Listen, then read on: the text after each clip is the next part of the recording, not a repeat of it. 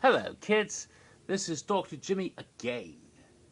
This is part 19 of my history of the event Universal Orlando Halloween Horror Nights 23 What Evil Has Taken Root, which was held at Universal Studios Florida in the year 2013. Now, in my previous video, part 18, and I should say again, it's still January 6th, it's still Three Kings Day, and I'm still wearing a Lady Luck t-shirt, and Bob is sleeping on the bed over here. So all of that is still the same. And is she breathing? Yes, good. That's a good sign. Yes. And I had been talking about Bill and Ted's Excellent Halloween Adventure in 2013. And hopefully in this video I will conclude the remaining part of that show. However, I probably will not go on after that with the remaining events of Halloween Horror Nights 23 in this video. So when I wrap up Bill and Ted, I'll be done for the day, even if it's not a full half-hour video.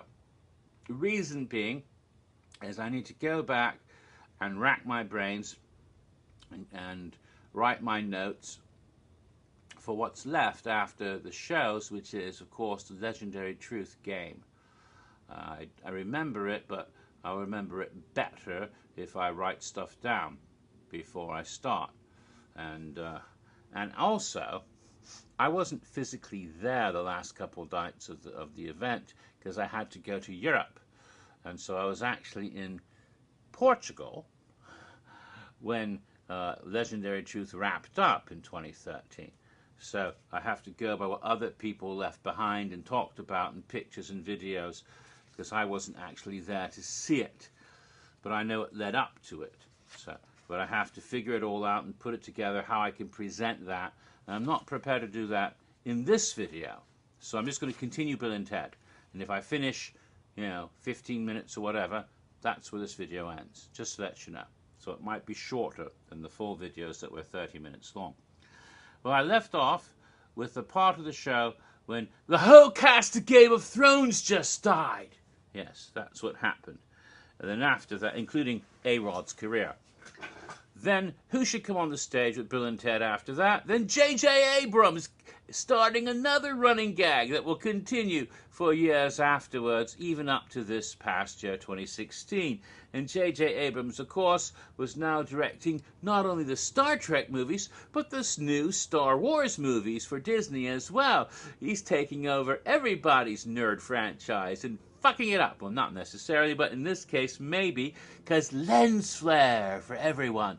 And he's got the wardrobes mixed up. So you have, Star Trek type characters in Star Wars, but they're wearing the wrong outfits. So here's Princess Leia dressed in a, with her ears and everything, but she's wearing Mr. Spock's Starfleet uniform, and here's Darth Vader wearing Captain Kirk's Starfleet uniform, or Spock's and Kirk, so they're wearing the wrong uniforms, but you can see the Vader mask on the blue shirt. Then coming from the other side is Mr. Spock, but he's wearing from the neck down. He's wearing Vader's armor and cape, but he has got his own little bowl cut and pointy ears and eyebrows. So there's Spock over there. So they're all in the wrong outfits, and they're kind of going at each other. Who's better? Hey, our franchise has got a theme park. And Trek is Mr. Spock's gun. So that they're arguing back and forth about that. And let's see what silly thing happened. Oh yes, George Lucas shows up. George Lucas shows up wearing mouse ears, and J.J. Abrams like, "You're ruining my movie." And George Lucas has brought with him this strange vase or flask or jar. What do you call it? Those things you keep things, specimen jar, whatever, and there's a head inside of it, and it's Walt Disney's cryogenically frozen head. He's using it like a magic 8-ball, outcome uncertain, fuzzy, start over again, not so good, that sort of thing. And There's conflict between all of these characters. There's a bit of a fight. He says, "You're crazy. You're James Cameron crazy." And when he says that, of course, the same actor who was Fantine earlier comes running out wearing a blue cat suit with a tail from Avatar, and apparently J.J. Abrams himself running up saying, "They have sex with their tails! Sex with their tails! Damn you!" It goes up to George Lucas.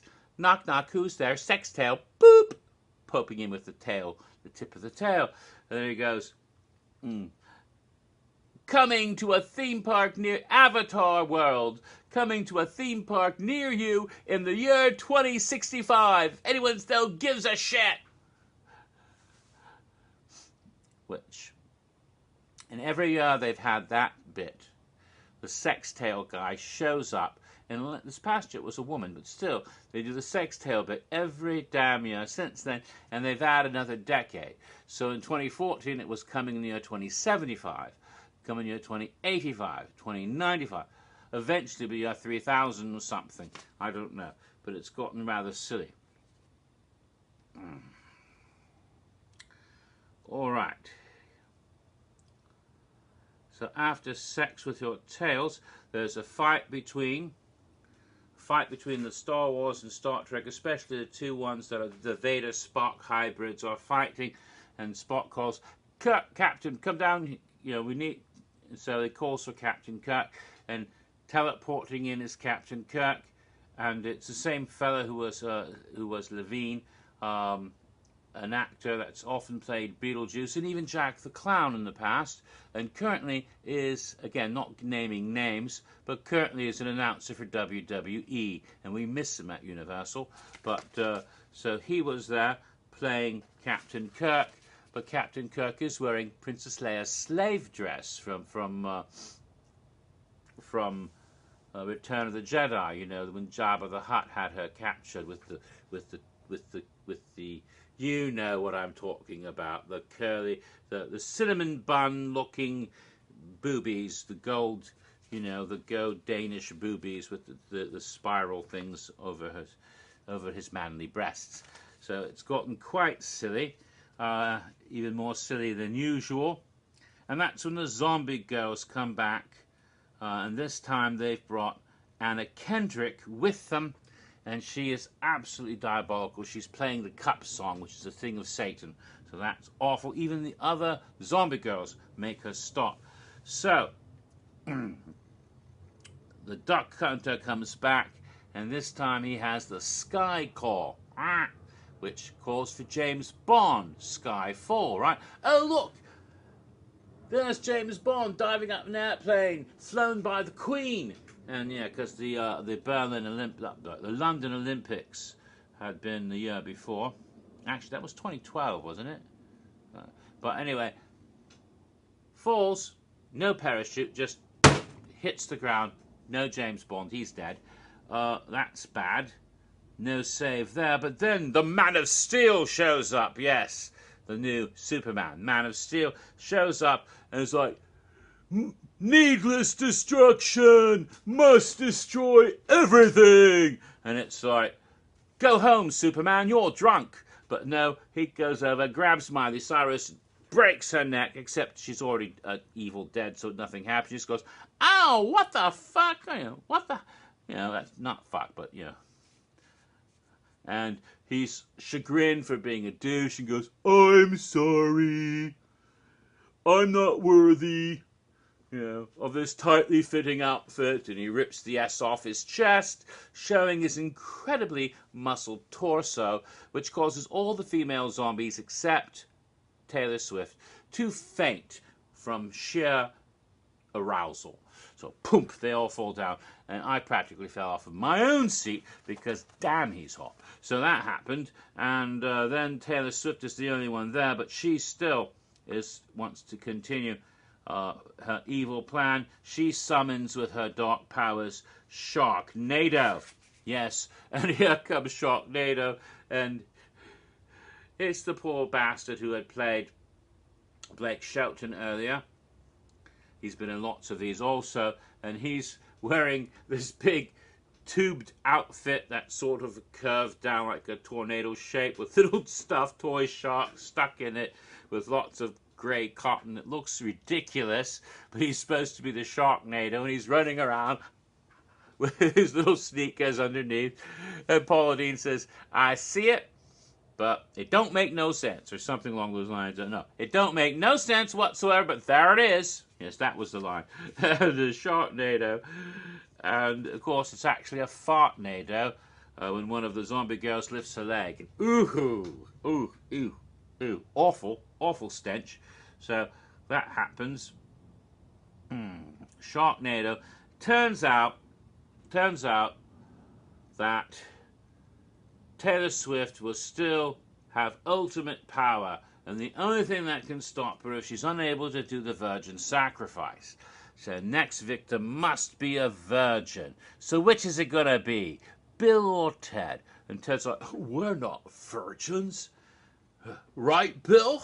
And Bill's like, Bill? Well, technically, I wanted my first time to be special. So Bill's a virgin. So Bill's gonna get it. And Taylor's after him. But Sofia Vergara has the right answer. Well, if it's a virgin she wants, we can stop that. And grabs Ted and takes him to a shrubbery, a very handy shrubbery, and they both duck behind it. It's bush time! And they dive in, and it starts shaking, and things start flying up from behind us. Pauline, let's help! And she runs behind the bush. And then every member of the cast, male and female, human, not human, and James Bond's dead body, all go behind the bush to have sex with Bill S. Preston. And that's not enough. Ted says, I'm calling for reinforcements, and brings a whole bunch of camp counselors, boys and girls, both. They all run around, back behind, all these people. And a Sharknado finally goes along with them as well. So he has sex with the Sharknado, and there's a big counter on the wall, how many times he gets laid. And when it reaches the magic number, 69, dude! So he's had sex 69 times with everybody in the cast except for Ted and Taylor Swift. And that's the ones you really wanted to see him have sex with. Oh, well. And so no virgin is available for anybody for Taylor Swift, and the curse is lifted. She's no virgins to kill. She can't continue. Poof. She's back to normal, and so is Selena and Miley and Vanessa. But what about Penny? Penny?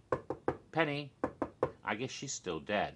And what about Anna Kendrick? Well, the Cup song is the work of the devil. Best not to talk about her. Anyway, everyone's back to normal. It's all good, and it's time to sing and dance for no reason. The traditional ending, the musical numbers of a Bill and Ted show, and they got Happy Halloween, dudes, and they're interrupted by George Lucas. Welcome to Bill and Ted's Halloween Outer Space Hoopla! And that starts with Selena Gomez doing Come and Get It. And the next number is Justin Bieber doing That Power. Then Taylor Swift does the number I Knew You Had Trouble, accompanied by the Screaming Goat. So in the midst of a song, at certain points, the goat jumps in to the song, which works quite well. Then characters who are not seen yet, who just show up for the musical number, which is Macklemore. I didn't see Ryan Lewis with him. I think it was just Macklemore, and it's the same hot guy who played Superman, and he's wearing the fur coat, and he takes it off, and he's not wearing a shirt, and so all the ladies go, and he does the Thrift Shop song, of course. And then after that, a Justin Timberlake song, Suit and Tie, but it's not Justin Timberlake to come out and do the song, no. It's Dr. Sheldon Cooper, Jim Parsons, The Big Bang Theory, and he does the suit and tie with a lot of silly things about wearing a tie, and all the girls are all over him, so he gets to be the ladies' man, which is quite, and he ends up wearing like 17 ties. So then Robin Thicke shows up. It's the same fellow who earlier was Captain Kirk, and he does a really good Robin Thicke with the Beetlejuice suit, which is probably the same suit he wore when he played Beetlejuice. But he's up there doing Blurred Lines, of course, which is interrupted by the two girls with all the streamers on, the Icona Pop song I Love It. And that was a big climactic moment when they go up in the audience and dance about, and they end it complete with a Fall Out Boy number, a couple of guys wearing a hoodie being Fall Out Boy, and they do the song, the Fall Out Boy song, which I believe is My Songs Know What You Did in the Dark. Yes, an appropriate title for a number in this show. So that was the climax. You know, see you later, audience dudes. And that was the Bill and Ted show for the year 2013. Now, traditionally, the last Bill and Ted show of the year has a lot of extra fun stuff added in. I have no idea what it was in 2013. I'd have to go ask people who saw the last show. Because the night of the last show, I was in Portugal.